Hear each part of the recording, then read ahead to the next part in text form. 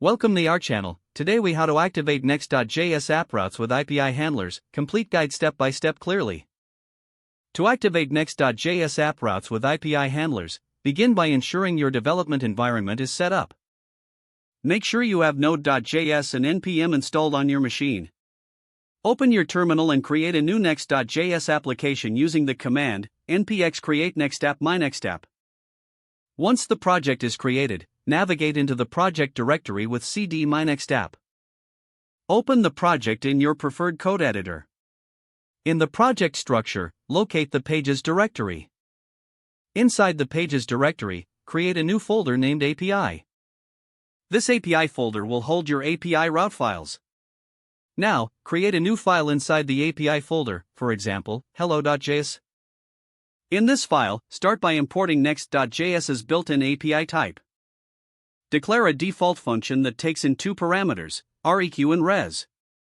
Use the residential parameter to send a response back to the client. For example, you can use res.status 200.json message hello from the API.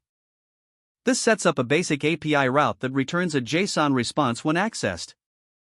Next, to test your new API route, start the development server by running npm run dev in your terminal. Open your web browser and visit http://localhost 3000/API/hello. You should see the JSON response displayed in your browser.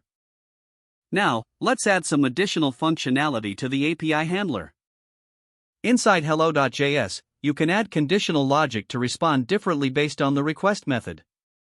For instance, check if the req method is get to send a greeting. Alternatively, if it's a post request, you can respond with a message indicating the data has been received. To handle post requests, you can parse the incoming JSON using req body and send a relevant response. Make sure to also include error handling to cover unexpected methods or issues.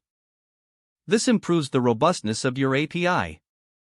Once you're satisfied with your API logic, consider applying environment variables for sensitive data.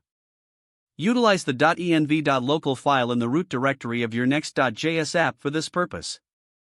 Then, access these variables using process.env.variable_name in your API handler.